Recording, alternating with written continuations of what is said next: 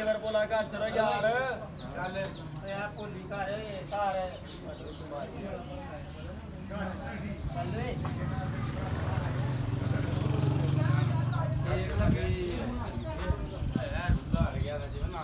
घर डूला आ गया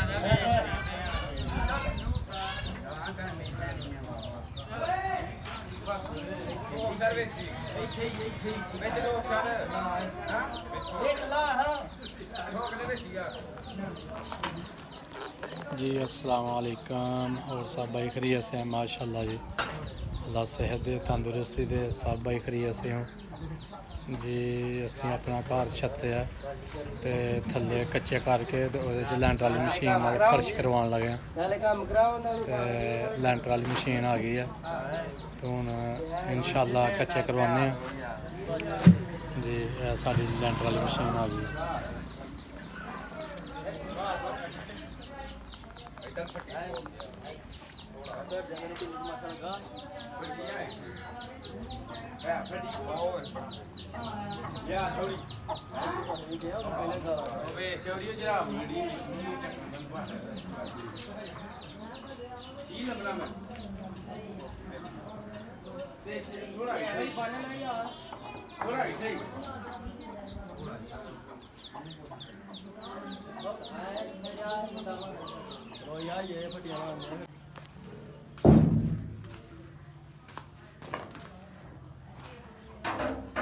सारे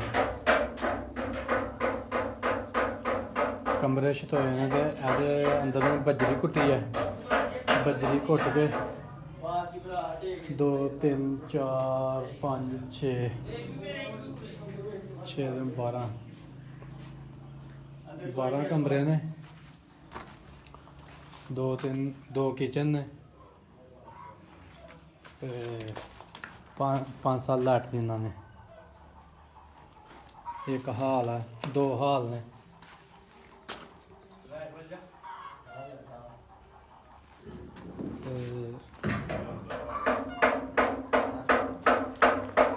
कच्चा करवाने लगे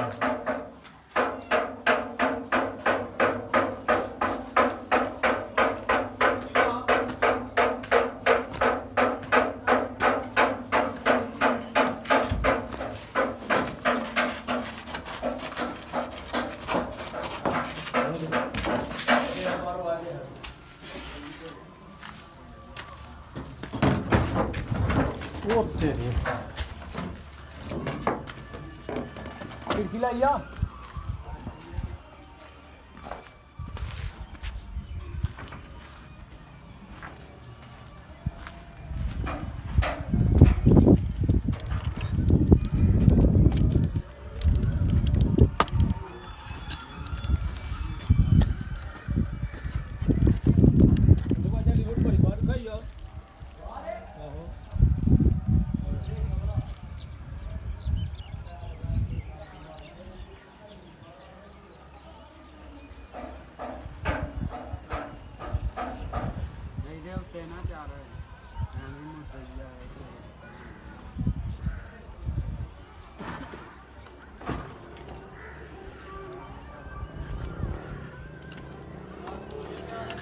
दो ममटियां ने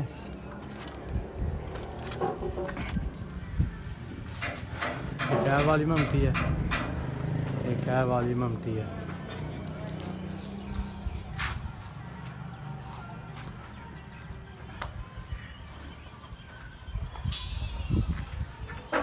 ममटी में पिलर शिलर ला के बना लगे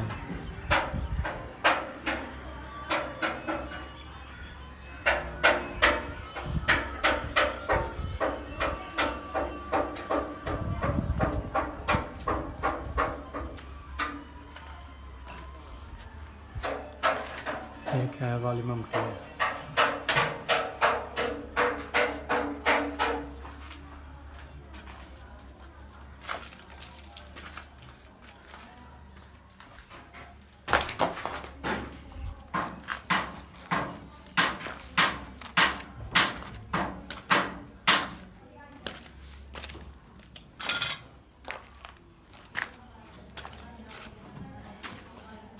ਇਹ ਵਾਲਾ ਹਾਲ ਹੈ।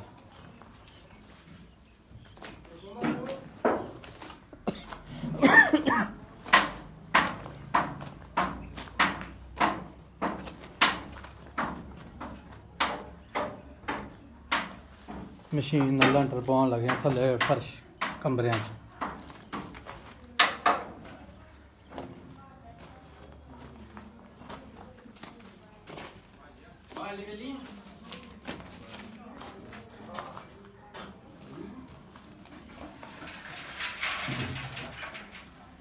एक ओपन किचन इस कमरे का इस हाल का इस घर का ओपन किचन है। इन्होंने इतने बनाना ओपन किचन।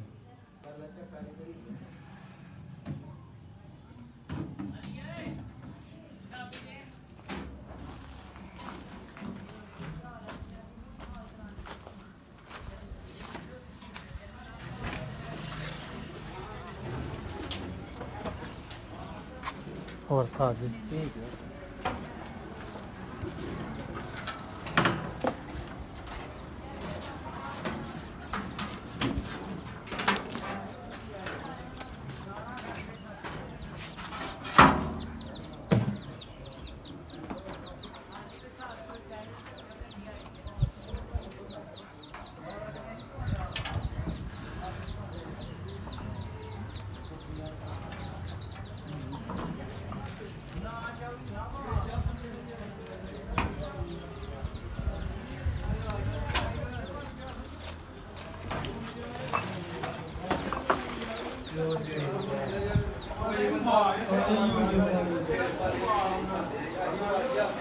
ऐसी मैडम उनको ग्राउंड कर दिया जाता है।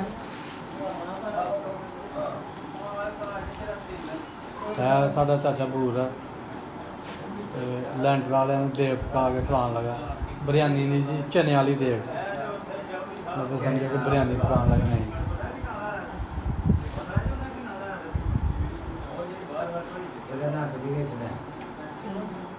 जी यह मजदूर है जी लैंटर पाने वाली मशीन के नाल आ गए। शर्म आती भी मजदूरी करते हैं। मजदूरी च कहदा शर्म है।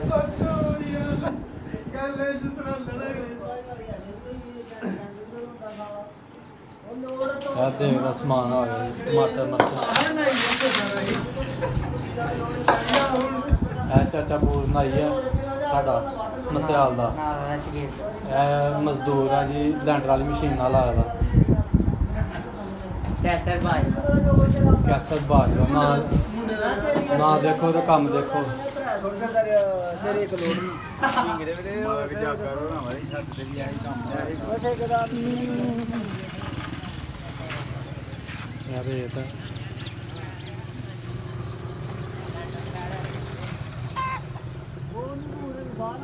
रेत बजरी है।